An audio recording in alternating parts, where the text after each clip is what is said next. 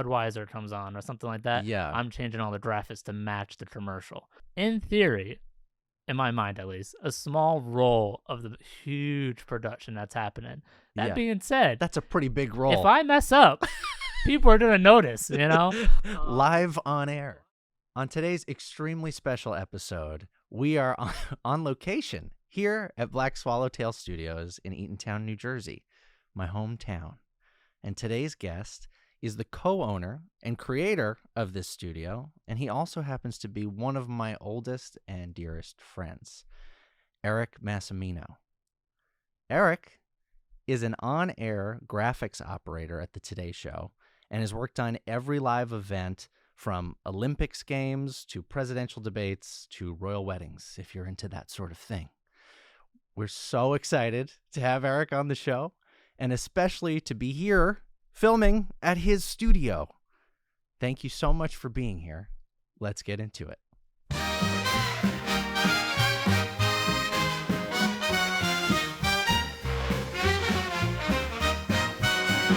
Hello, my friend. Hello. Thank you for coming. Thank you for having me. Welcome to Black Swallowtail Studios. I'm so happy to be here. I have been here. I came here when you were working on this place. Yeah, it was pretty ugly. Yeah. No, it wasn't. It's always been amazing, but it's so cool to see it up and running and operational, and now we're actually doing a podcast in here. Can you believe it's been almost 5 years? That's insane. Yeah. That's so crazy. Wild. Well, Wow. I'm so happy for you. This Thank is you. amazing, and thank you for taking the time to do this and for letting us do it here. No problem. Anytime. Congrats on the show.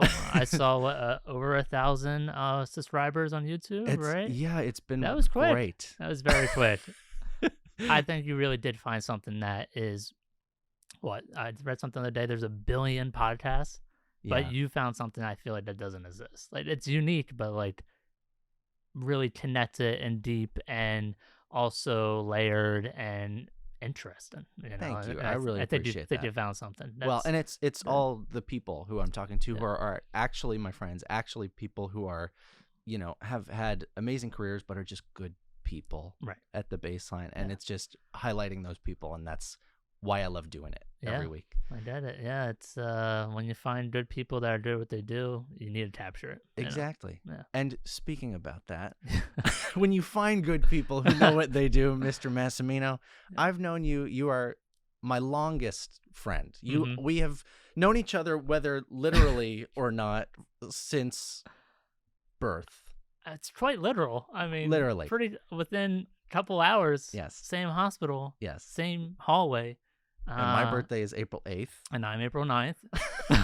So literally, we Yeah. were in the hospital. We were at definitely the same- hanging out Yeah. in the hallway at some Our point. moms were down the hall Yeah. from each other, definitely. But then we met when we were like, I don't know, 4 or 5, something like that, in Cub Scouts. Yeah, officially. Yeah, I think it was Cub Scouts. Right. I did Cub Scouts for about half a year. But- Yeah, I'm pretty sure. Hey, long enough for It was- for us to build a friendship. Yeah, it was like not even a full year, and I was like, you know what? I'm gonna go play sports. Yeah, there you go. Which is ironic now because I've been into nature and all that. But Right. but yes, Cub Scouts is where it started technically. Yeah, and the crazy thing is your co-owner of this studio Mhm. is Mr. Charlie Jones, Mr. Charles Jones, Yeah. who was my next door neighbor when I was 2 years old. We've known each other since we were 2, so I've known Charlie a little longer. That's true. Since I was sentient. Yeah, But but pre-being sentient, you're my oldest friend. that is true. That's pretty crazy. Yeah. It's pretty. Oh, it's Wow. insanely crazy. It's to me, it's so funny because it's like you guys had become friends outside of Yeah. our individual friendships, Yeah. and then you made this studio together. It's like I'm so I Yeah, and then It's that's a whole mind-boggling. story in itself. But I'm sure Yeah. we'll get into that. yes, Yeah. we'll definitely get Yeah. into it. So you have had an amazing career in your Mhm. life outside of this studio, which is like the jewel of the crown, in my opinion. But let's start with, what do you do for a living? What if somebody asks you? Well, if you're a stranger on a plane, I do marketing. Oh, interesting. Because if I tell people the details, then I have Yeah. a million. So I wait until I know the person, But Yeah. what I do is I am the well, I should say now I am the technical operator, lead technical operator for the Today Show, NBC. I worked on the Olympics. I worked presidential debates, special reports, like anything that is pretty major. And then I am the CEO and founder of Black Swallowtail Studios. I think originally I wanted to be a filmmaker, Yeah. like way back, like sophomore year of high school. I saved up $1,000, which was a lot of money back then, and I was gonna buy a car. Yeah. And I did not buy a car. I bought a camera, which was a professional camera, and that was the Panasonic HMC 40. I And it's love it. simply because I had a professional in the title. And with that, I bought a car, and that's really started the career. And I just Wow. started saving money, and Charlie was along for that ride, where I had my parents' 1993 Honda Accord, Yeah. and I would just stuff it full of equipment. I mean, Amazing. I've been very good at Tetris these days, because that's literally what I do for a living. I think officially it was 2014. It was sophomore to junior year of college is Yeah. when I officially started Erik Massimino Productions LLC, which only because I was working as essentially camera assistant, all these like smaller roles, and I would just Right. listen to these, then very veteran people in the industry and like hear all the things that went wrong, all the things that went well, and the common theme was like Starro LLC for many reasons, but mostly there's a lot of expenses in production. You want to make sure they're captured. Right. Because That you're a freelancer. You're like a day you're player. They're bringing you in for the specific thing, and you have to kind of take care of right. yourself. And you don't really, Yeah. no one teaches you that when you're starting No. off. It's like, Mm-mm. buy a camera, make something. It's like, yeah, well, also, like, make sure you run a business and, like, Yeah. keep expenseless and, you just drive into your project. That's a lot of gas. That's a lot of miles, etc. Right? So, like, Yeah. I think that's probably, I did go very deep into this, but overall, No. I think what Yeah. they don't teach you in when you're starting off in production as a whole, no matter what avenue you're going down, it's a business. Right. And when you take film 101, you should be taking business 101 because it is the same thing. It's all relevant. Yes. And I think if you're a true artist and have talent, you would go a lot farther if you knew the business side of it and Right. like the benefits of it, and also the ugly business truth to the industry also. Oh But yeah. for the most part, if you're creative, you're a business.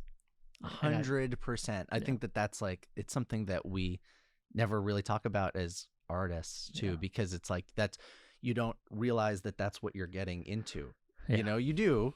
It's just show business, but yeah, it's like you don't realize that that's yeah. actually going to be a big piece of it. It's a big part of it, and even like the networking part of it, right? Who Yeah. right? These are all just like general business things. Sure, you want to know more of the people in the industry that are creative if you're Yeah. trying to be creative, but at the end of the day, it's all business 101 is the media, film, animation, the whole entertainment industry Right. is just learn how to do business and then practice your craft. Make sure that's ready to go, but Mhm. to get that opportunity is being a business person for sure. Yeah. And you're learning from all those people that you're meeting along the way. And, Yeah. yeah, like you said, somebody was telling you, oh, you need to have an Yeah. LLC. You need to, Yeah. And if I had a tip starting off, like yeah. listen more than you talk, like 100%. Like congratulations, you're in the room where it happens. Now Mhm. listen to everything that everyone says, right? And you're going to hear a lot of things about people's business careers, about their personal life, and the benefit of that is figuring out what you want your life to be, right? Like everyone's so focused on the business side of it and all that. Great, but also what lifestyle do you want, Yeah. right? Yeah. You want to work in live news? That's fantastic. However, you're going to start off working at 1 a.m. and you're probably going to work until 5 p.m. some days, right? Yeah. Yeah. And if you are fine with that, great. You will be a Emmy Award winning, I don't know, TV director, Yeah. news director, right? But if that's not for you, just listen to the lifestyles everyone has, right? If you Yeah. are someone who wants flexibility and travel and all that, you may want to be a freelancer longer than usual than being a person that's staff or something like that. Mhm. Just flexibility, right? So that's probably the biggest benefit of having even unofficial mentors, just surrounding yourself with people who have a lot of experience in industry. Yeah. It's just learning every part of it, every negative, positive thing that comes with each position in the industry. That being said, I've had a lot of different positions in the industry as a whole in my career, and I think I think that's led me to here. It's like what we're sitting in now. Yeah. This is like my whole 10 years at NBC and seeing how that works and struggles that do happen in news and all that with technology, etc. And like even the green rooms, right? I worked in a lot of studios where it's not prioritized, right? But we have beautiful green rooms at Black SwallowTail Studios. They do. I can attest. It's beautiful. It's really interesting because you're 100% right. Like I think that the most important thing is to listen, and I think in life it's just a good rule of thumb. Yeah, is to just listen to what people are saying and try to take it in as much as you can, and then apply it to your life, right? Yeah. And that's what you've done over and over and over again, and it is really interesting because you're somebody who, I always respect so much the way that you think, because it is out of the box, and it is something that is like I don't necessarily think in the same way, but we do have a lot in common. But it's really been amazing to watch you grow in your career, and it's fun because I know like your time at NBC, like you said, you're up real early. Real early. Yeah. How early are you going into work in the morning? Well, the funny part is when I started, they're like, oh, you're going to do the overnight shift, 1 a.m. to 9 a.m., but one day you'll work for the network on Today's Show and all that. I now work at 3 a.m. Right. So not much better, but, it's, of course you could work on nightly news, right? And sure. I think they come in at 11 a.m., 12 p.m., so that's a different lifestyle, right? You're not going to be home for dinner, like that type of thing, right? So there's different sacrifices there. But yes, I go in at 3 a.m. It's not wonderful, right. but, I do work on the Today Show. It's a very cool thing. Yeah. It's a very unique job. Yeah. It's different every single day. And that part's probably great for you. I feel like that it's motivating, right? When you do have to wake up at 3 a.m, you want to be like inspired to do it, to work on, if not #1 show on morning news. Literally millions of people watch what you do every day. It's so cool. Have you had any favorite moments from working on the Today Show? See, that's it's literally every day. Yeah, so it's like I think. So I'll break it down like this. I think my favorite segment that we do, or part of the show, is definitely the concert series, right? So the ones out in Rockefeller Center, right? So that's fun, right? I think the first one I worked was Ed Sheeran. You go from morning news in the 7 o'clock hour, and now you're working a rock concert in the 8 o'clock hour. There's not too many jobs that are like that. You're doing hardcore presidential morning news at 7. You're doing shopping QVC style segments at 8 o'clock, and then you're doing a rock concert at 8:30. Very unique. Right? That being said, I wish I could wake up maybe 5 a.m. Can we make that happen? 5 a.m. The show's on at 7. I think that could be a good middle ground there. The Today Show, not this morning show. Not this in the middle of the night show. I think my favorite thing is when there's breaking news. Right, we go on at 7. But technically, we have to say happened overnight, even though it may have just happened at 5 or 6, which is the morning. But for the viewers, overnight, right? And I'm if that's overnight, this is the morning show. Why am I working overnight? It's just inside joke that we all have. Yeah, that's totally. And it's really interesting because not only have you gotten to do so many live on air graphics for all these big events in the world, but for you, I feel like maybe one of the more exciting ones is the Olympics. Yeah. It is really cool, the fact that just to be a part of it from the technical side of it. You've worked on a bunch of the Olympics. I worked on now 4 Olympics. Wow. Maybe a 5th one in February. Wow. We'll see. Pyeongchang, Beijing, Paris, Tokyo. Right. Yeah, that's not in the order they were, but that's the order Those were the places. I remember them. But working on bid films, you're a part of this huge team, right? Yeah. And Today's Show, also a massive team. the Today Show itself has like multiple floors of 30 Rock dedicated to the show, right? This is a Yeah. huge team every single day. But the Olympics, it doesn't compare. Like if you ever see the credits that roll like on the last day of the Olympics, it will go on for 10, 20 minutes sometimes. It's just Yeah. it's never ending because of how big of the scale of production is. So Yeah. my exact role in the Olympics is, well, a lot of people don't know this. So it used to start with all sports. I think football was the first one to do it, maybe, where you Mhm. watch a commercial break comes on, but they just put it in a box to the side Yeah. and the commercial plays so you don't miss anything. That's my role in the Olympics. Literally when it's like, well, he's not around anymore. Michael Phelps' big race is coming up, right? Sure. And it's in that box, I'm the person controlling the graphics. So like Budweiser comes on or something like that. Yeah. I'm changing all the graphics to match the commercial. In theory, in my mind at least, a small role of the huge production that's happening. That Yeah. being said, That's a pretty big role. if I mess up, people are gonna notice, you know? Live on air. Live on air, Yeah, you know? yeah. So Right. Somebody's name is spelled incorrectly. Right. All that stuff. You're probably looking for that stuff, even though you're Right. not making the graphics. You're putting there's them. not too many jobs on the crew where what you're doing is literally just on the TV. Like, you know what I mean? Yeah, Like, yeah. there's no cutaway. Like, No, it's right. on there for That's a it. solid, like, maybe 5 minutes, right? Yeah. So, like, yeah, if I mess up that cue, like, you're gonna know that, oh, wait, why is Delta over Budweiser? You know, like, Yeah. stuff like that. So are you somebody who does well under pressure, Erik? Yeah, I would say so. Yeah, I would say, yeah, definitely. I think when I first, well, how I got to NBC Yeah. is short story. I met someone in college way back. They randomly called me. They were like, "Hey, do you want to do graphics for Super Tuesday, which is a big political event?" Yes. And I was like, "Graphics?" Like at the time, I was like, "I'm gonna be a cameraman, a cinematographer, Right. something like that." And they were like, "Yeah, graphics. You'll come in one day, train, and then go on air the next day."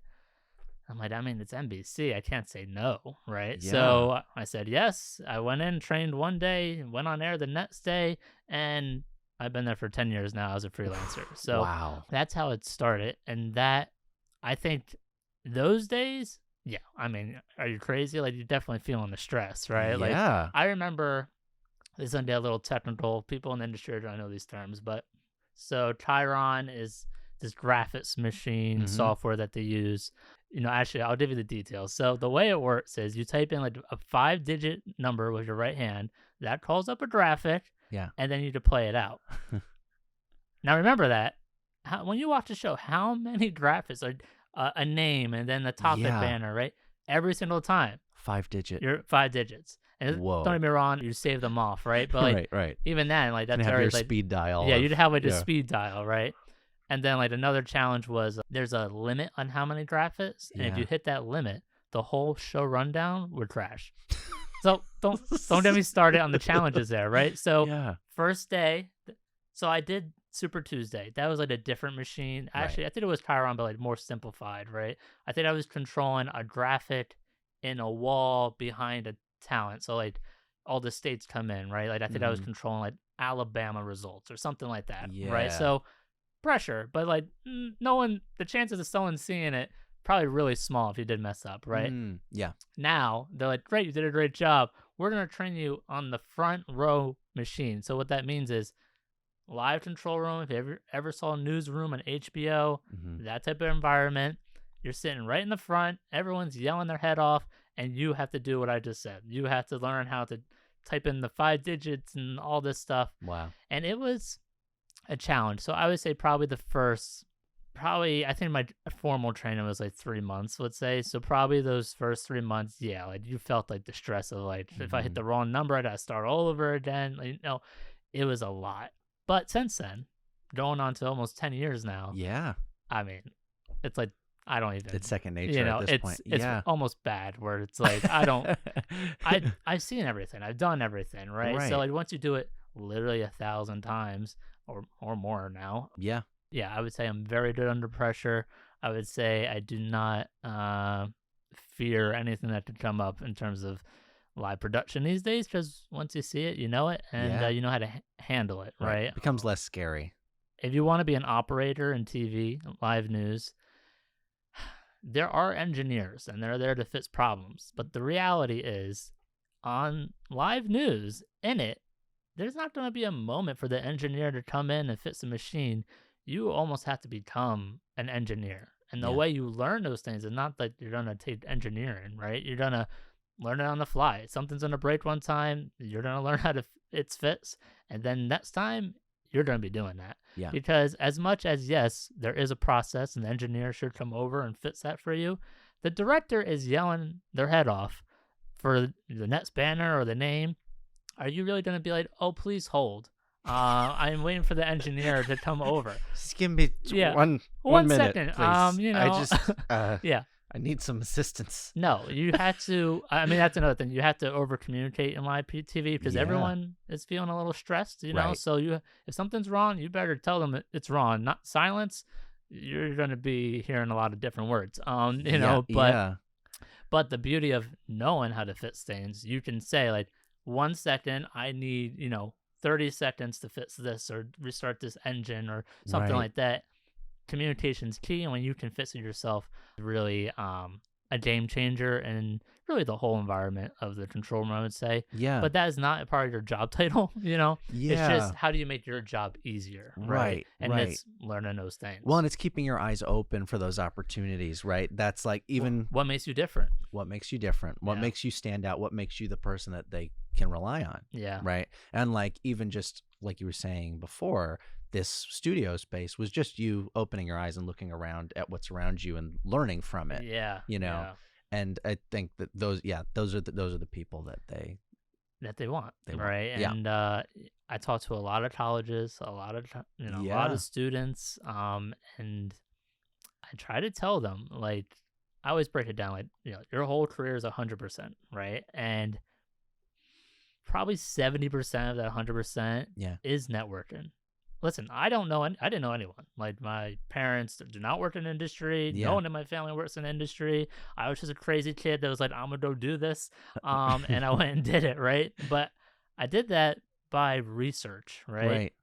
One, listening when people talked, but also like, how does this work? And like always, and this wasn't like the age of AI and ChatGPT. This was like, I mean, somewhat early Google, it wasn't Ask Jeeves.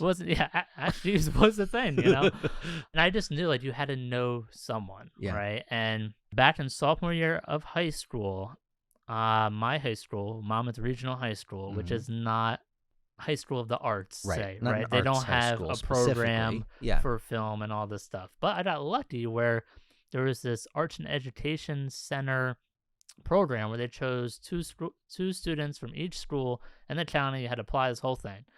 I got in. They get you in a bus. They ship you to another school, which is really inefficient. You go there, and I got really lucky. If you're young, you're not going to know what I'm about to say, but there's a show called Trade in Spaces, and the producer of Trade in Spaces moved on from that role and started teaching that class. Wow. His name is Neil Bennett. He's my mentor even today. This is like 15 years later. I literally talked to him yesterday. That's how close, right? That's amazing. So, but he was my first connection in the industry. And that's really relevant to my whole career because, that class went well. It was actually very film focused. We made like little short films, stuff like that. But I connected with him, stayed in touch because I knew the power of networking even when I was 13 years old. And then let's say fast forward 4 years, sophomore year of college, I get a random phone call. By the way, it's going to be a theme of my career, random phone calls. Because you're showing that you can do all the things and people are seeing it and then they randomly call you. Right. Okay, sorry. It's showing people like the hard work matters, right? And so like I said, like 70% is all about networking. So I get that random phone call sophomore year and he goes, hey, I know you said you wanted to work in sports.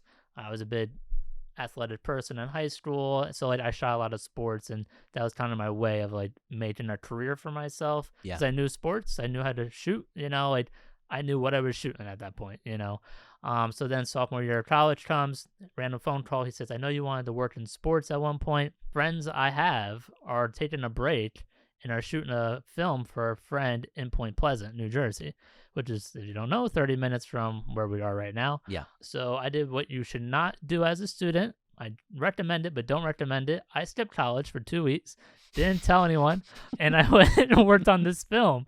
You're making money. Yeah, yeah, Okay, yeah. maybe not money. Experience. I was making experience. You're getting experience. Networking. Yes, networking. And it was a great experience. The company is called Boardwalk Productions. Shout out to Boardwalk Productions. I worked for them for a decent amount of time after college too. Yeah.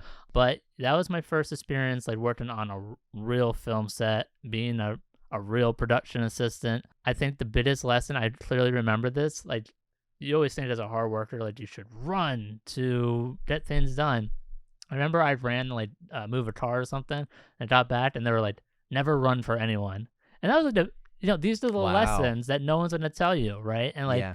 but that was a good lesson. So I don't run for anyone. I never did, right? Like nothing is that important. And I'm gonna say it again, nothing is that important where you Wow. need to run for someone, right? Like end of the day, if something is an emergency, sorry to say this to anyone producing or directing, but it's mismanagement, Yeah. right? Oh, and totally. that's the truth, right? And so like no one should be risking their lives or doing anything crazy because they're a PA and want to go above and beyond.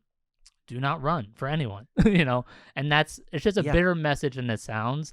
Nothing is worth your life. You didn't hurt, nothing like that. Yes. Just take your time, and it's someone else's problem if you not going quick enough is a big deal. I love this so much, and this is so much you. This is the Erik Massimino way of life, because I think that in the best way possible, because I think that you're somebody, and my wife Rissa is this way too, which I appreciate about both of you, which is like the work-life balance, that saying that everybody uses. It's true. It's like you work so you can live a good life. Yeah. It's not you try to live life to work. That it's not that way. So, No. you're somebody who enjoys your time when you're not working, as well as you feel fulfilled when you do work. Yeah. And it's not feeling that stress, not feeling that pressure that is a lot of times self-imposed.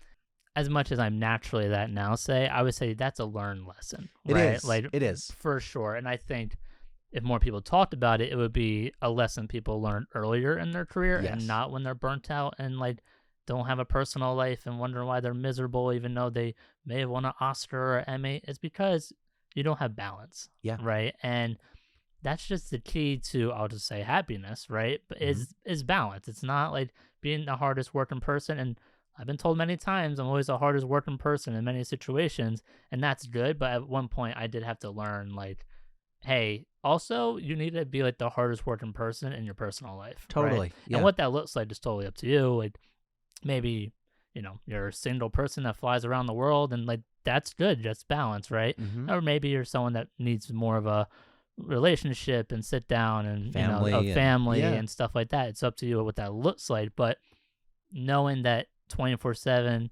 365 work is never a good thing, never No. a healthy thing. And everyone learns that lesson. Some people are 65 years old. Other Yes. people are 19 years old. Right. Right. And I think that's the difference there. It's the controlling your own life, controlling your own destiny. And like, that's not, everything always feels out of your control when you're working for somebody, but you have to realize like, no, your parameters, your barriers, your boundaries are yours. Like you have to set those up. No one's going to do that for you. No one's going to step in and go, you're working too hard. Your mom might, but like, but nobody else is going to do that. Yeah. And I think So you have to be the one. knowing what you stand for, right? Like ethics, morals, like all that is key to controlling your experience in the working industry. Just because someone wants to be a not nice person doesn't mean you have to deal with that. And I also will say that anyone I've come across that was not a nice person no longer works in the industry. And I'm talking about all age groups, young people that think that's the way up and older people that think that's the way to treat everyone below them, right? And all those people have been like phased out simply because nobody wants to work with you. But if you're not a nice person, nobody wants to be surrounded by that because we're already doing something hard and stressful. Why are you adding all this negativity to it, right? Totally. So when someone is like that, just know what you stand for. And I'm not saying like, defend yourself in the moment and walk out, right? Like Right. always think about the bigger picture, right? But also like don't be afraid to like stand up for yourself in no professional way. Sure. And what that looks like is all situational. If it's very bad, there's HR lanes, and it's Totally. in a situation, it's maybe like if someone's like, go get me my coffee and calls you a name, like you'd be like, no, I'm good. Like Yeah. it's many ways of like deflecting the situation. However, I would just say like knowing what you stand for is key, and that's very hard as a young person, It right? is. Like you're coming out of high school or coming out of college, and you're really trying to find who you are, and with that you meet all different characters, and some characters are supportive and some are not. And when it's like that, it's the quicker you to find out what you stand for and what your guidelines are, I think the quicker you will find happiness in the industry And in your life. and in your life. Yeah. And end of the day, it's all about mutual respect. My parents have told me this. Even when I was a young kid, I never just gave respect. I don't care about your title. I never have. I didn't in college, or not college, in elementary school. I would literally go to the principal if I had a problem. Like I don't. Oh, there's a structure here. Like no. Like I'm going to the person at the top, right? The overall theme is just focusing on who you are and what you want to get out of it, and the bigger picture of things. Everything in the moment may not be the correct thing, and that's jobs, relationships, everything. It's like just make sure you're looking at the bigger picture and what the end result is of maybe a decision that you're about to make. Say yes, exactly. And being open to change, being open to things changing and evolving as you go through your career, because it's going to, and that is you as a person is going to evolve and change. Your morals and your guidelines will change. You will figure out new things as you get older, and also all that stuff, what you're willing to deal with, what you don't want to deal with anymore, and also the fear of getting fired and all that stuff. It's like it will always be there a little bit, but unless you start your own business, but that will dissipate, and then you will become who you're supposed to be, the version of who you're supposed to be. Yeah. For your life, you know.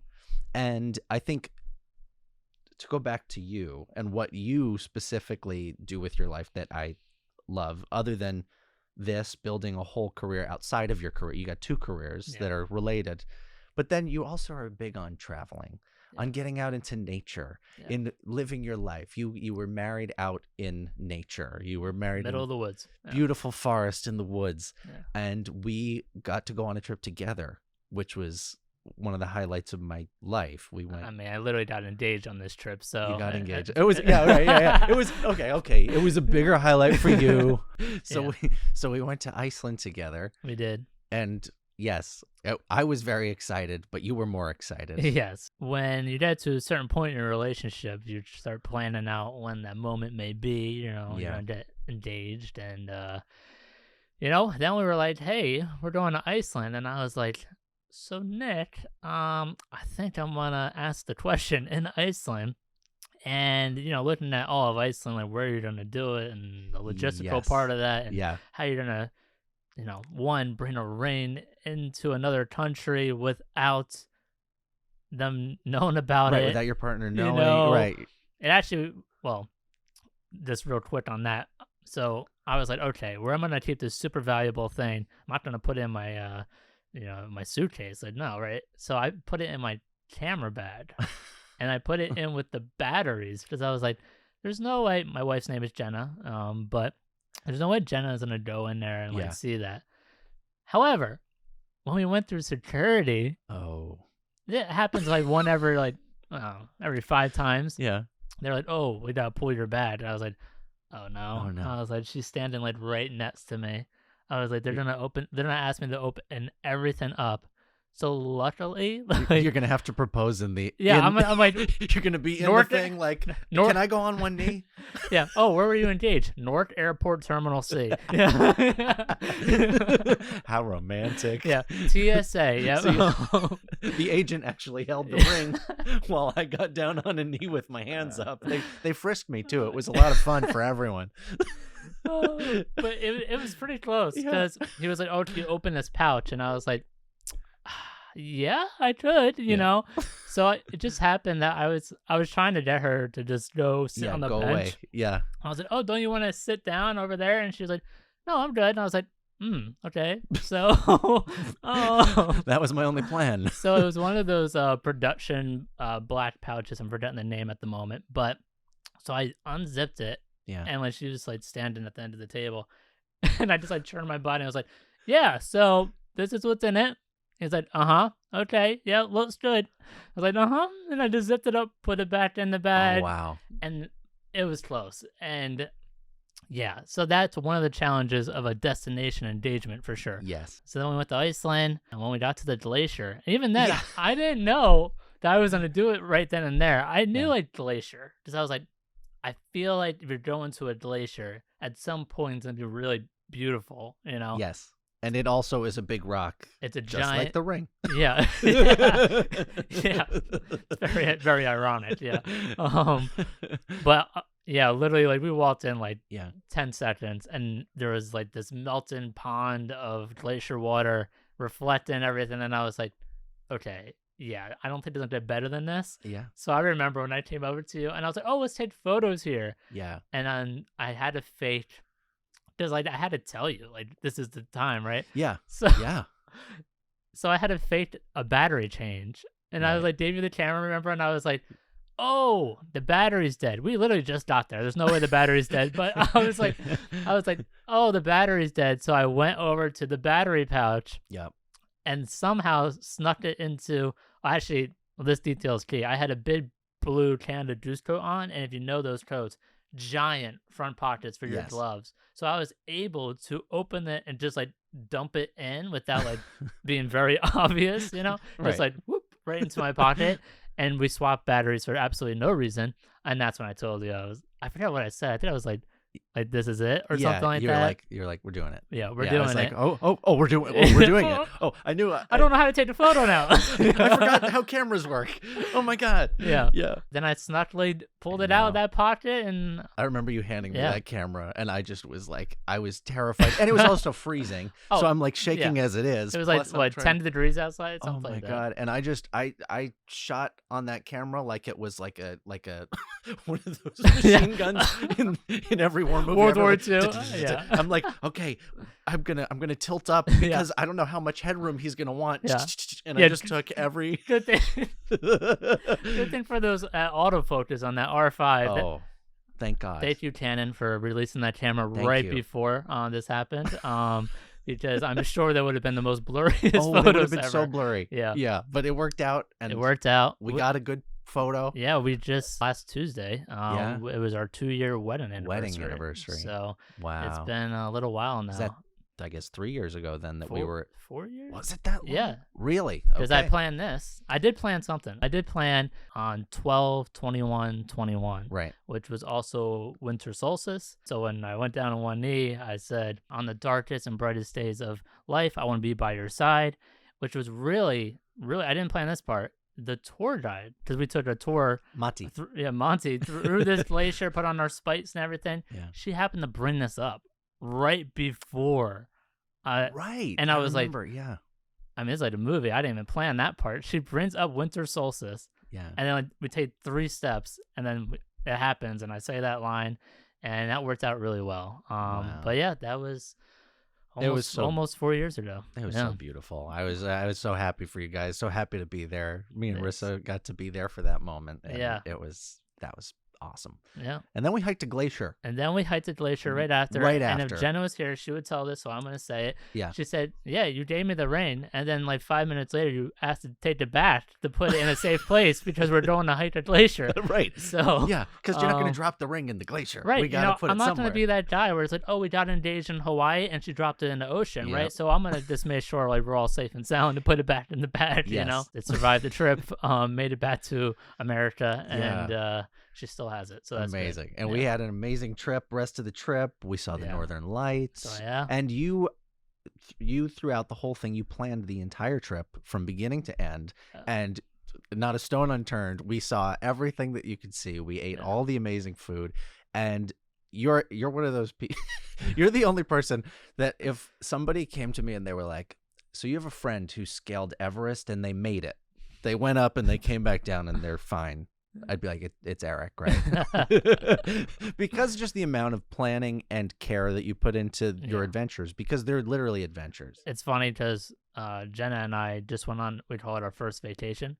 Right. We travel all the time, right? But like, it's one of those things where, because I put a lot of detail in, I wanted to make it the best experience. Like, we're going to travel across the world. Like, I want to make sure we're like checking all the boxes, but not like in a way where it's like very like touristy. I just want to make sure we're doing the most authentic thing, but also like seeing the coolest things, the best possible trip possible. That being said, they turn into adventures, right? Like they turn into like, we're gonna ride go-kart tracks on a frozen track in the middle of the woods. Not really a vacation there, you know? No, And once again, Jenna did beat me by 1 second, literally 1 second. So I did lose that race. But well, even when we went to Iceland, like I was like, oh, vacation, let's go to Hawaii. Let's go somewhere, you know, and you guys are like, no, this freezing tundra is going to be beautiful. I'm like, okay, we'll go. Yeah. We'll do it. That's how most of my trips happen. People don't believe me when I'm like, let's go to Finland, go to Lapland. It'll be -30, and we're going to see the Northern Lights. And we're going to have a blast. Yeah. But somehow people trust me. And then we end up there, and we have the best time the best trip. Yes. And, Iceland was definitely highly recommend Iceland to anyone who... Beautiful. You know, wants a taste of, say... I mean, it doesn't have to be winter, you know, any time of the year. But if you want a chance to see the Northern Lights without traveling all the way to Finland or, you know, Norway or anything like that... Iceland's a good spot, you know, and if you really want to know the spot where you just see them, I'll DM me. I'll tell you. There you go. It's a cabin on the north side, you know, but it's a good one, and if you live on the East Coast, it's very easy to get to. I think it's like 5 hours, something like that. Yeah, not bad at all. Same as anywhere in Europe, basically. Yeah. But speaking of anywhere in Europe, you guys just came back. You were starting to say from Madeira, Portugal. We went to Portugal a couple years ago for a friend's wedding. That's what we went to, like Lisbon, Porto, this vineyard in the middle, quote unquote, nowhere, and that's what the wedding was. So fell in love with Portugal. And then recently, like a couple days ago, we just got back from Madeira, which I really recommend to people. However, do you recommend the airport? Yeah, all those. It's funny when I bring up Madeira, no one knows about it, and then I go, you know those crazy TikToks of a plane trying to land, it just blown to the side? Like, oh yeah, I'm like, that's Madeira, you know? And I'm not going to say that wasn't our experience. It was 100%. So badly that literally the plane couldn't land. We ended up in the Canary Islands for a night because, you know, I mean, if you're going to go anywhere, I'll take the Canary Islands. Sure. It wasn't on the schedule, but, you know, so pretty crazy. They attempted to land like 5 times. Literally, the wind was just too crazy. And I mean tempted to land. I'm not talking about like, oh, we arrived in LAX and we're just going to smoothly come in. No, the way they land in Madeira literally is a sharp turn. Like, you're coming in opposite direction. Okay, we're now going to land 180 Top Gun 2 level turn, and then they try to dip in and land on the world's shortest runway ever. That's actually on like stilts, and like the highway goes underneath it. It's a crazy experience. That being said, that day did not work out. The winds were too intense.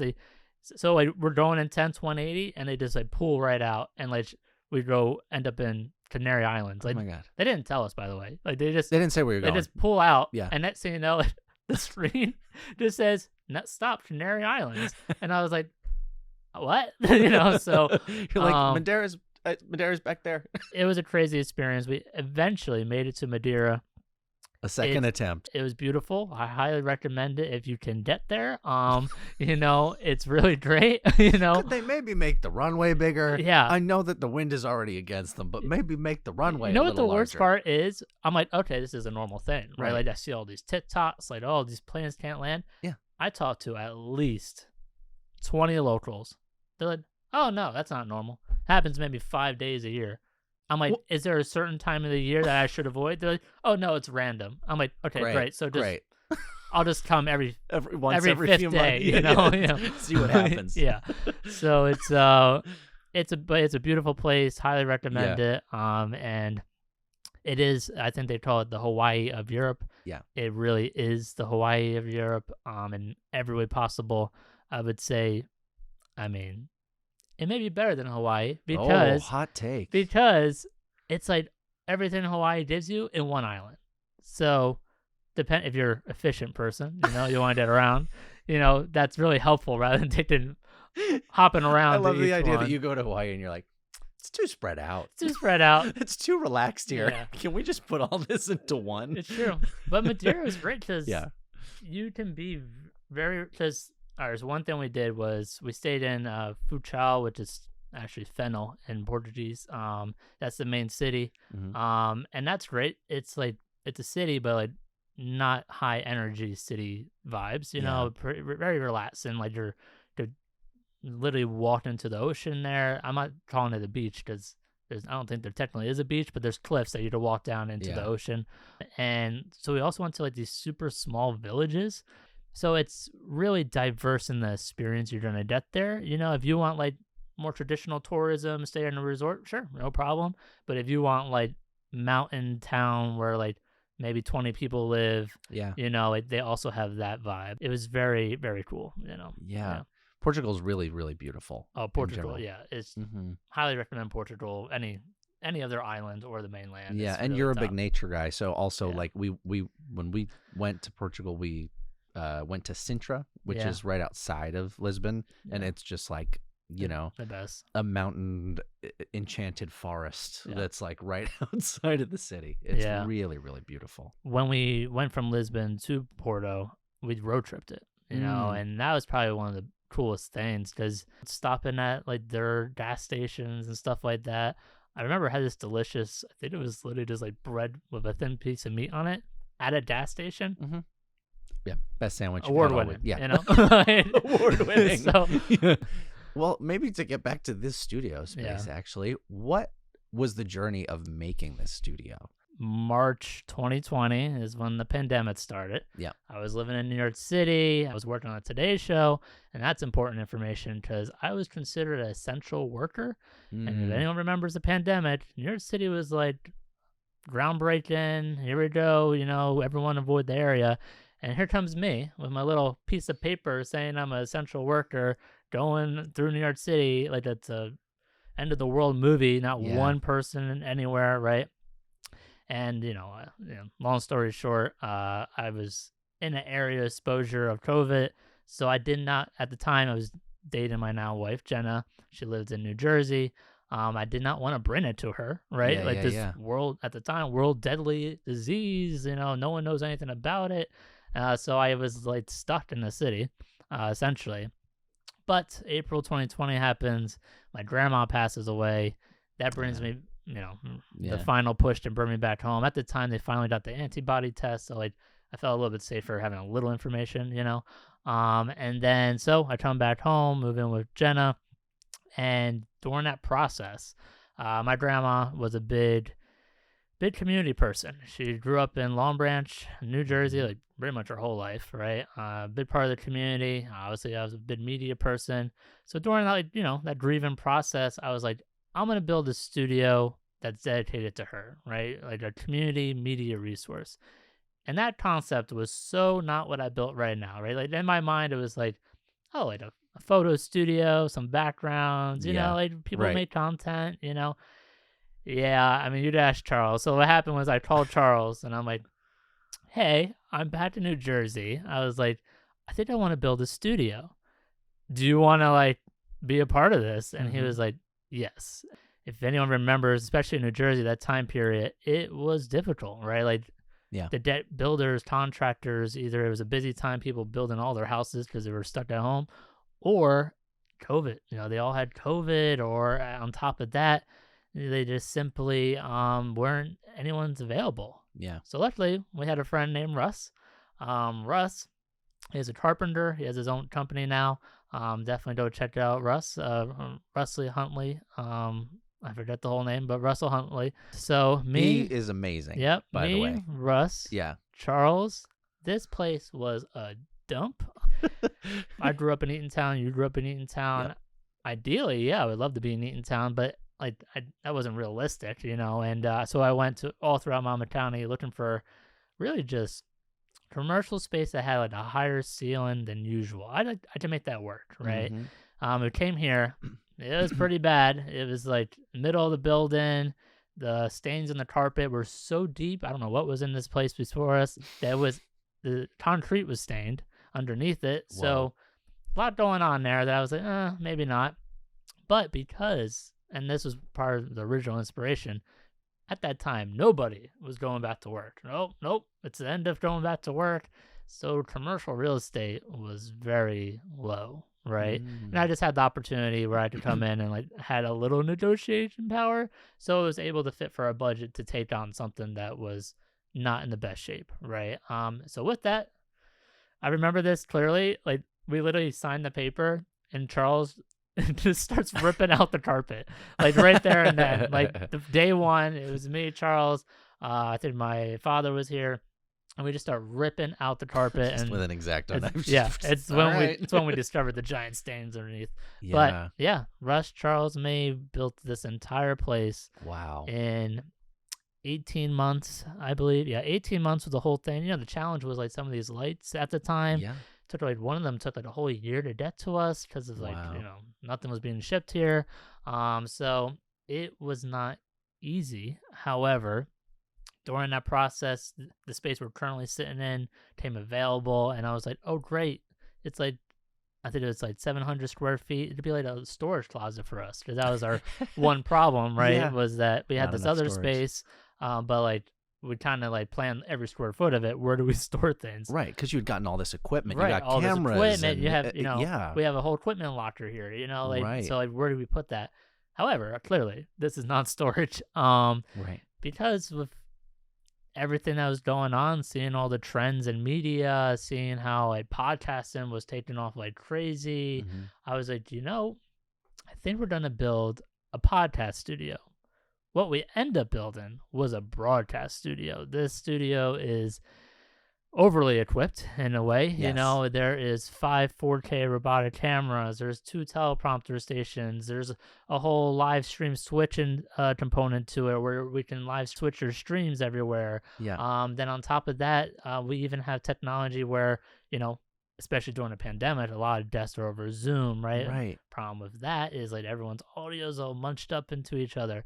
But we have the tech to split it all up. So when we go to edit, it's like they're in the studio. They have their own camera, their own audio, right? So this is a very well-equipped studio. Yeah. And we end up And building... then some. Yeah, and then some, So yeah, we end up building a podcast studio that became a broadcast studio. Yeah. And when we first launched, we had this broadcast studio. We had a product photography studio, which was literally right across the hall.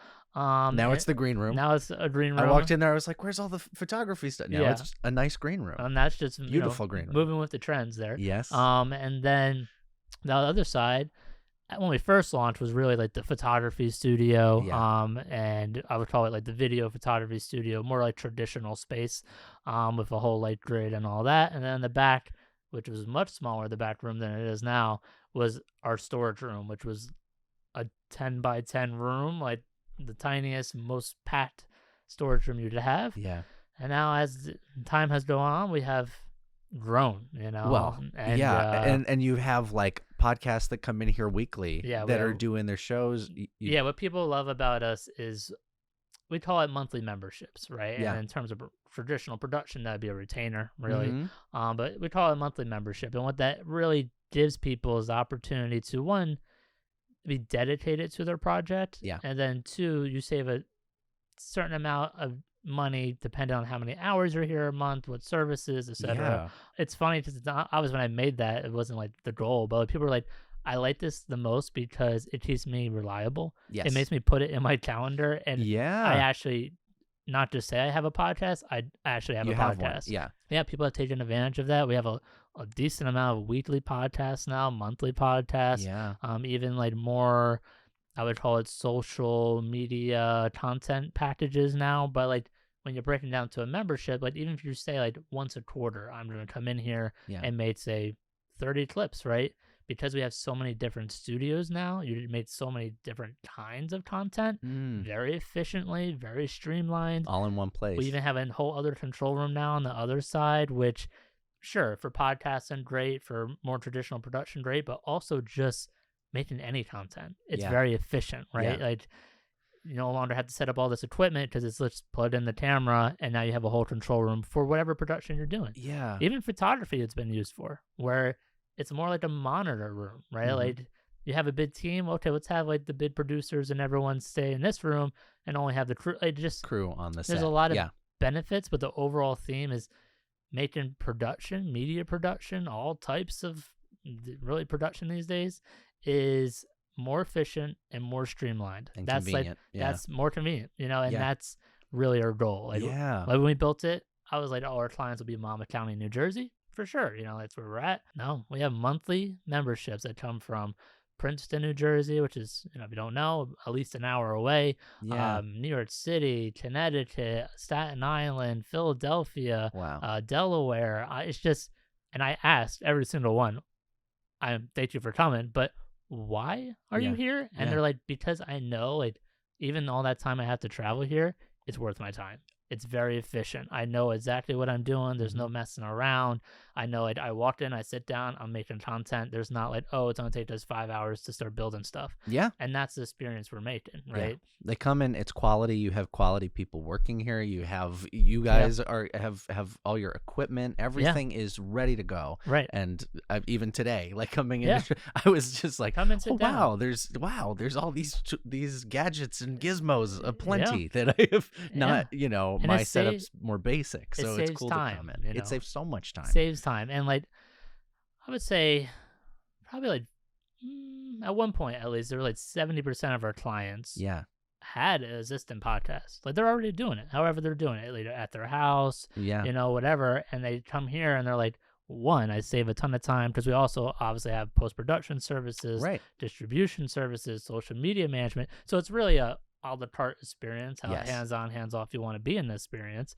But if you want to save all the time in the world and you just have to come and say some words once in a while, we can provide that for you. It's amazing. I think that's what the big key of why we're different is simply we don't just say, oh, we make it easier. No, like, it's true. Like, it's efficient, it's streamlined. You want to save time, but meet the demand of all social media in general these days. We can do that for you. And we even do that on site now, right? So, and that's a bitter challenge to make that promise, but it's just through my experience, I mean, I'm getting a little bit older now, so I've been doing this for like 17 years now. And through that experience and through all my jobs and World Series audio stuff and every side of it, it's really just allowed me to know where, I guess the term would be like where you can cut corners in production, right? Where it's the amount of time you're putting into something, it's not worth the outcome, right? And like,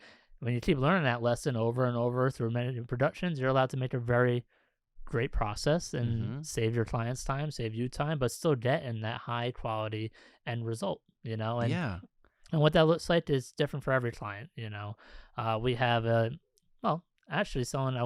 new client, shout out to Marcus Johnson, Heritage Jiu-Jitsu, who just opened up in New Jersey. I went to high school with him.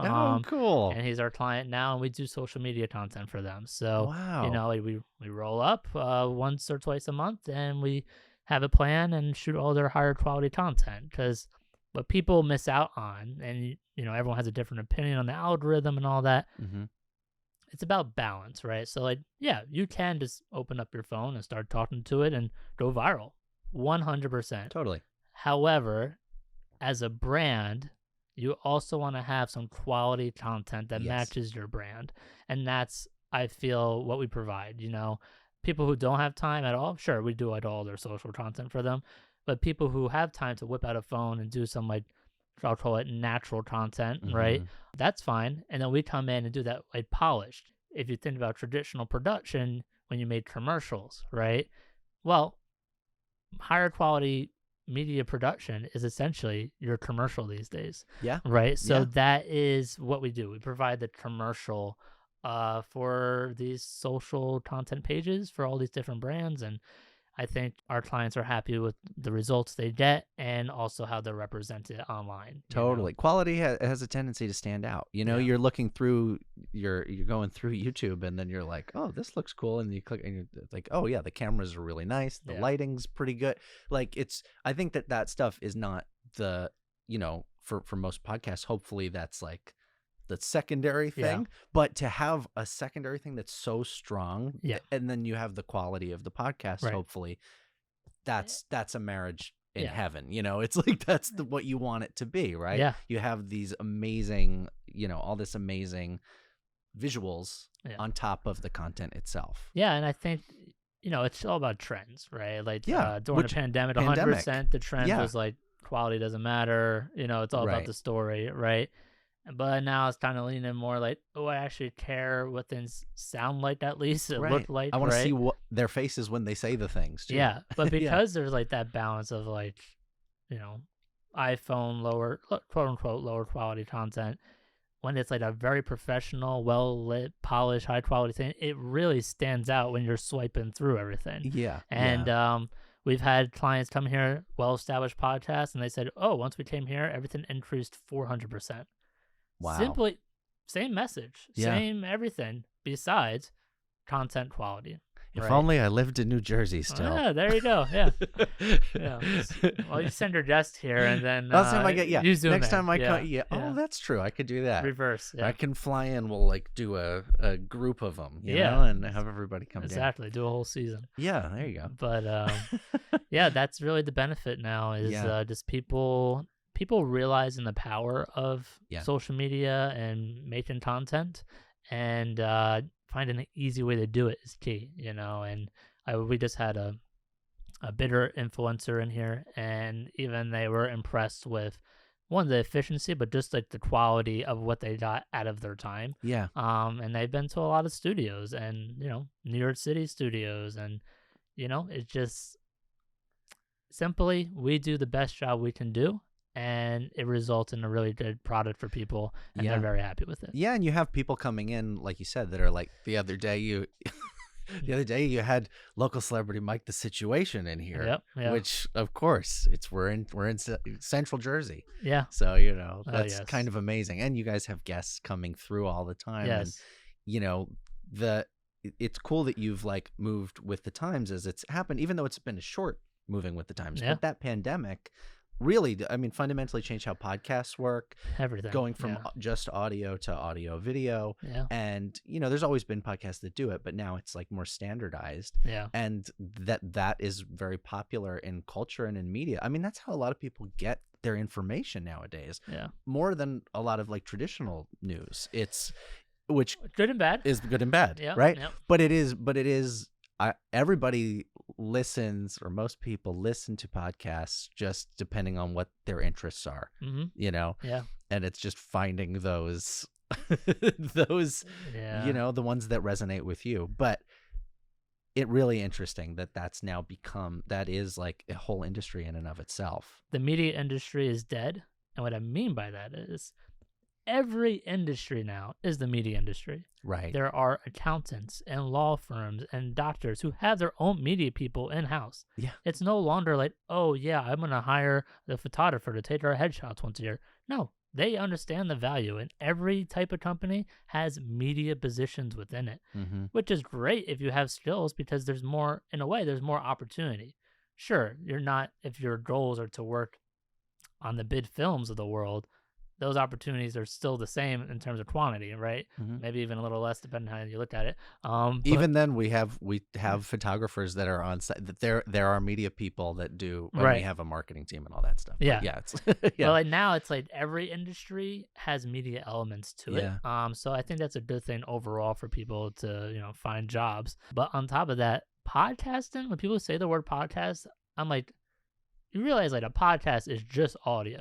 Like, it's just an audio show, right? So, sure. And then people start calling it video podcasts. And I'm like, well, that's not really a thing. Like, a video podcast is essentially making a broadcast. And that's why we call it the broadcast studio, because that's what you're doing. Like, when people come in here, sure, you're going to structure it as a podcast, but you're going to take that long form episode, that's your YouTube channel. You'll take the audio, that's your actual podcast channel. Yeah. And then you'll make a million social clips and do your TikTok and your Instagram and start media empires. Everyone now has their own little media empire, and it's really shown on the impact of brands, I'll say.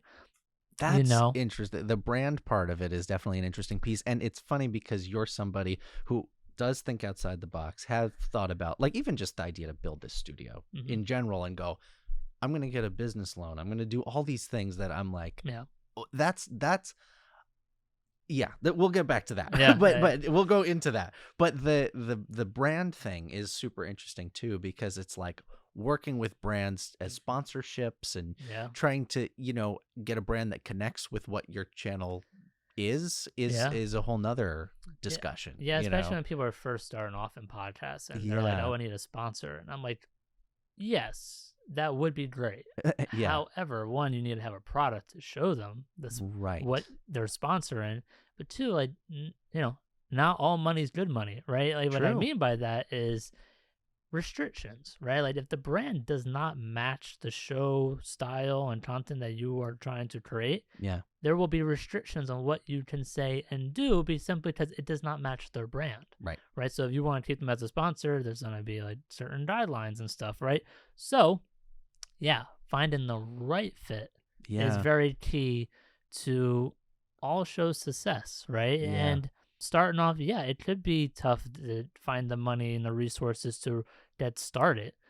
But once you have a product, especially we find once you have a product with our services that's more eye-catching and professional, brands are more likely to want to be associated with that product, because they're well represented. It goes back to that quality. They see a quality thing. They're like, oh, people are putting in. I think effort recognizes effort. Right. If you see somebody putting in effort, they're going to a studio space like this. Then hopefully those people will see that and go, oh, we put in so much time to what we do. These people are doing that. We align. And also when you pay them that money to essentially say their name, when you say their name, it's going to be nice and clear, and then you're going to hear the company's name, right? It's Black SwallowTail Studios. Yeah, exactly. It's not going to be where, you're mumbling over some dirty audio, but so things like that do matter when you're trying to take it up to the next level. People come to us either from the start, just starting off, or when they're ready to take it to the next level and make a product that is more attractive to brands and sponsorships, and really start a whole lifestyle based off of a podcast. I love it. I'm waiting for the West Coast branch to open up. Well, yeah. And then I'll let you know. Let me know. Yeah. Keep me updated. Yeah. But I did want to ask you about, like, I know that literally, like you said at the very beginning, you said, my parents gave me money for a car, and you were like, I'm going to buy a camera instead. And invest in myself, and then I'll be able to buy the car myself, which you then did. And was that kind of like the big first lesson in investing in yourself? Yeah, I would say so. Because the way I did it was like, I'm trying to think like where I got that whole where did that come from? Going off the timing, I feel like I learned it back when I went to that arts and education program, Neil Bennett class. I feel like in there is when like that influenced my decision, kind of like, oh, how does this work? And then like my first project with that camera, actually I got hired by the wrestling coach at the high school. Oh wow. And ironically, the price was $1,000. Whoa. Wow. And I spent the whole season essentially following the team. I was essentially a part of the team, filming it. And actually, I just brought up the name before. Marcus Johnson was on that team. Amazing. It's all relevant, know. But that's where it started. And like once I had a taste of that, I feel like, my rule was 20%. Like I would always take 20% and put it towards equipment. And like that's how it worked, right? And at the time I would buy these like very entry level like lights and microphones and stuff like that. Like, and back then, like, I mean, technology has grown so far so quickly, but back then, like LED lights was not a thing. Like that was like a LED light would be like $20,000 back then, right? Right. So like now that's how it started. I had the camera. I would get a light. Oh, I needed like a microphone. I was just like learning as I went. Oh, I need like a fancier tripod. Mm-hmm. And I just started collecting equipment. And you didn't ask Charles. Every time I moved, I lived in many apartments through my career. Every time I moved, I was like, Charlie, I need some help moving some things. And I would have like a closet just like packed of equipment. Yeah. And that's really where it started. And then not until 2018, I was still filming. I had the Sony FS7 at that time. That was like the peak of like my personal equipment. Yeah. I was shooting like New York Fashion Week, Reebok commercials, So cool. all this stuff, or Reebok events, I should say, that end up being parts of commercial. It's a whole, trifecta. And then from there, that's, I think, really where like NBC was taken more serious. I started working on Olympus, stuff like that. And I mean, to be honest, I think that was really just like a financial decision. Right. Because once I got deeper into production at higher levels where equipment matters and cameras, and I realized, like, I'll just throw numbers out there. Like, okay, let's say you made $100,000. Yeah. However, you need the newest camera every year to get certain jobs because they're just looking for certain cameras, right? Sure. Or maybe it's not the camera, maybe that lasts a couple of years, lenses and all this stuff, right? And I'm like, what's really the profit margin on this? Like, besides my own personal time, like, I gotta drop like 40%, 50% of what I made on new equipment to stay up with what the requests are. And I was like, is this really the path? And like a lot of guys I known, like, like they're on the road a lot, so a lot of divorces, a lot of like surgeries on their shoulder, and like I'm like, okay, from carrying the camera, right? And from when I'm 55, what do I want my life to be? And that's when I think I started pivoting, and like I saw this opportunity. I was freelance for NBC and working these hours, but then I was like, okay, let me lean into that a little bit more. They're paying me, when you broke it down hourly, a lot more than I was making through these bigger productions and like camera and bigger roles, I should say. But they're paying me for 5 to 7 days. At one point, I think I broke a record. I worked 55 days straight at NBC. It was some crazy times, right? Amazing. And that was very unhealthy. Don't do that. But that was before the learning of the breaking yourself. I actually know the point. I was that running happened. for people at that point. No. Yeah, but that was the point where I was like, okay, where I want to be in 30 years is more of a management role, more of a higher level that doesn't take so much toll. I want to be a part of it. I want to be a part of the production, but I don't want to be, dying when I'm 55. I want to be healthy and have a good balanced life. And like that was really the pivoting point where I decided not the studio. This wasn't even an idea at that time. It was just like NBC was that thing. And then even that, like within the 10 years, starting off, I was working crazy hours, like one day, 1 a.m., the next day, 5 p.m., like very unhealthy lifestyle, and that's on me, right? Like just because they asked me to work doesn't mean I had to say yes, right? But I was very driven. You're young, you're learning. Wanted to meet certain goals and work on certain projects and, needed money to do this and this, so it's all relevant, right? Even at NBC, you start seeing trends. Like now you're in that world, more traditional news broadcasting. You're like, oh, I'm noticing like the people who've been here for 40, 50 years, when they get to that point, sure, they're not having surgeries all the time. But, if they got laid off, if, a project ended, what do they do next? And I was like, okay, so I don't want to be stuck in this one path.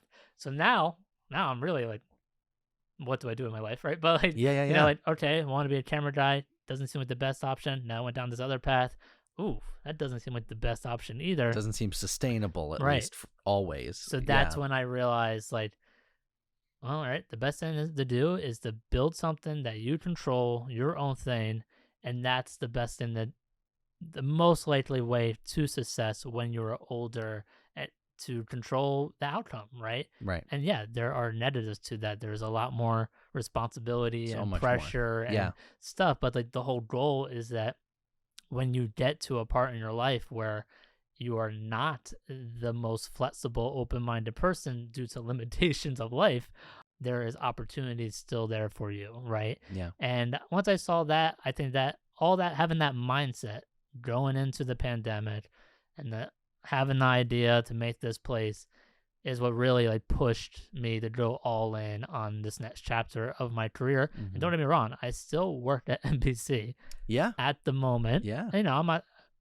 I say at the moment, but like who knows how long that'll really be, because Yeah.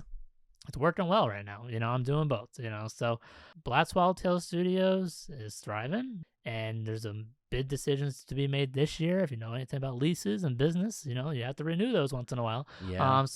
When that happens, there's decisions to be made, and Right. what that looks like, and if we need more space, less space, like efficiency, structure. There's a lot going on there, right? Mm-hmm. But I will take that challenge, you know, and Yeah. because I asked for it. I enjoy it end of the day. You know, just Right. like we said about today's show being different every day. Yep. Well, this is 20 Different every times more day. of that, you Yep. know, and Yeah. different challenges and different clients and different conversations. I've met more people that live where I live through this than I probably would have never met Yeah. realistically. Like we weren't in the same groups, right? In Circles or- society, yeah. you know, and I think that part of it too is just Yeah, it connects you back to your community that Yeah. you grew up in. like I'm too. back in Eatontown. Yeah. And if you know anything about Eatontown right now, Eatontown will be the next Hollywood It is. Yeah. in 4 years. It's already started. Netflix is here. They're knocking down the wall down the street right now. It's insane. But yeah, Because we literally grew up.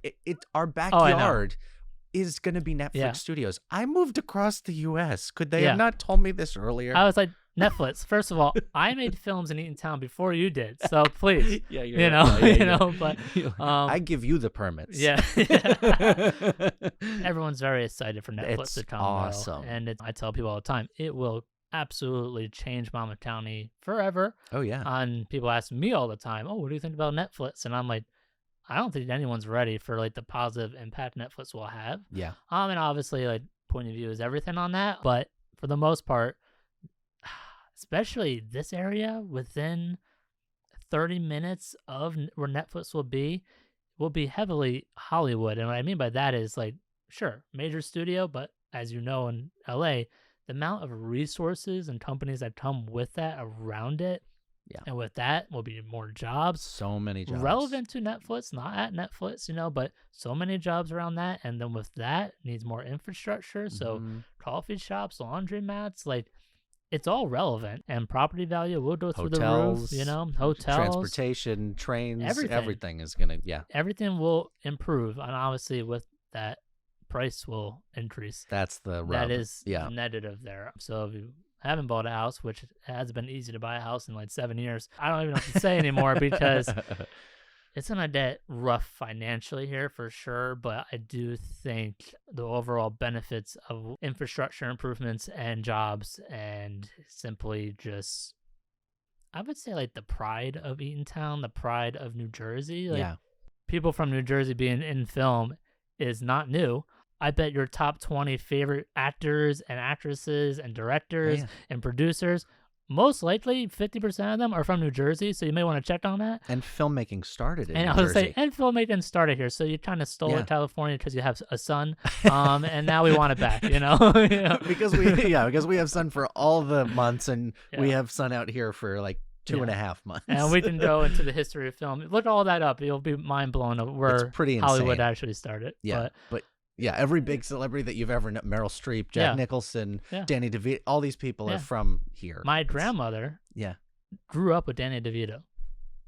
She's like, yeah, Danny DeVito. I used to hang out with his, like, I don't know, cousin, like, someone. Right. And I was like, Danny DeVito? Like, what? And she's like, yeah, I know him. And I was like, I think a lot of it is because a lot of immigrants came through here in the first Yes. place, Yeah. and it was like New York, New Jersey, yeah, and then people grew up here, a lot of families, and then everybody spread out to all Exactly. the other places. Yeah. But New Jersey, you were talking about representation of the state, and Yeah. like, yes, I'm Italian. Yes, Sure, yes. I have a chain on.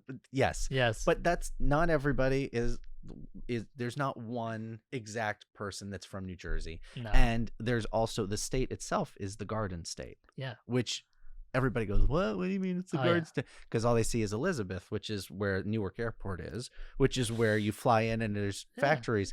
It's not ideal, but it's the factory part of New It Jersey. is, but you we know? have beautiful beaches. We have beautiful farmland. We have a lot of fresh groceries that are made here. All the fruit, everything. It is a farm I don't, state. I don't think I Yeah. realized the value of New Jersey. Well, going back to earlier in my career, straight out of college, I worked for Boardwalk Productions. They taught me how to do essentially be a field sound engineer. Yeah. So like there's literally photos of me in the press of holding a boom mic during a spray of champagne during the Cubs World Series. During that whole chapter of my life for like 4 years, I traveled to a lot of states. I've Yeah. been to 39 states out of the 50 now. Wow. And through that, though, and like obviously a lot of countries now too, but I still will live in New Jersey because New Jersey is the most diverse state you will find. And I mean that in every category. I Yeah, mean that it's true. in opportunity. I mean that in diversity of culture. I mean that in diversity of landscape. I mean, where else? Right now, we are in Eatontown. If you go 15 minutes east, you're going to hit the beach.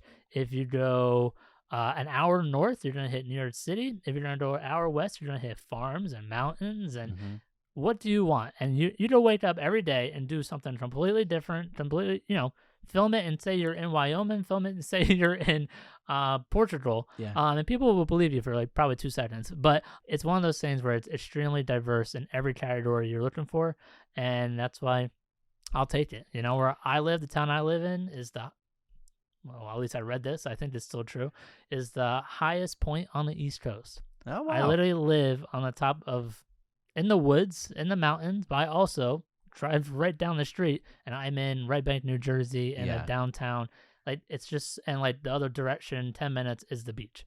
Very diverse and a unique opportunity for, a lifestyle. And the only other place like it that I've found is California. It's California. Yeah. Which to me, they physically look like the same shape. Sure. So if you take New Jersey and you just stretch it, yeah, I would say if that you really that's flatten it out and if like you flatten it and roll and it a little bit. that little curve, like just like push it out a But little they bit. both look like heads. They both look like Yeah. the face of somebody with like a shoulder. But if you stretch them, then that's California. Yeah. But it's true. It's the same thing. The lifestyle. You can drive. You can go skiing and go to the beach in the same day. It's true. It's that same thing. Yeah. Here you can do that, but you could go to the beach, but it'll be freezing. But you can go. You can ski and go to the beach in the same day. Yeah, I probably wouldn't do that the same day in New Jersey. But if you want to do a cold plunge in the ocean and go skiing the same day, yeah, I'd probably make that happen.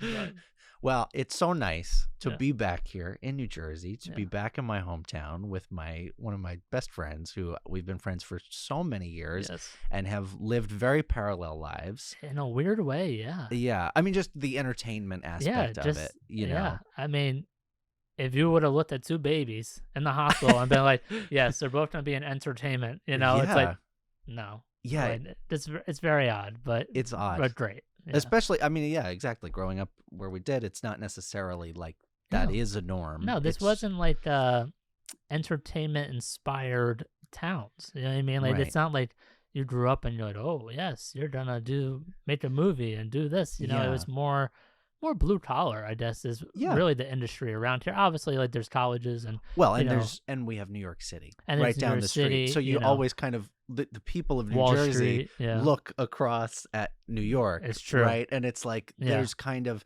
it feels like things are attainable, because the city's right there. Yeah, and I feel like with we have the ferry to Wall Street. We have all these places. A lot of people in New Jersey, like it's a commuter area. Everybody goes in commuter area. So nobody was like, go make a film. No. And you have to be inspired to want to do that. Did you, real quick, we're going to wrap things up, but I just wanted to know, was there a film or a TV show or anything like that when you were growing up that made you go, oh, I want to make films?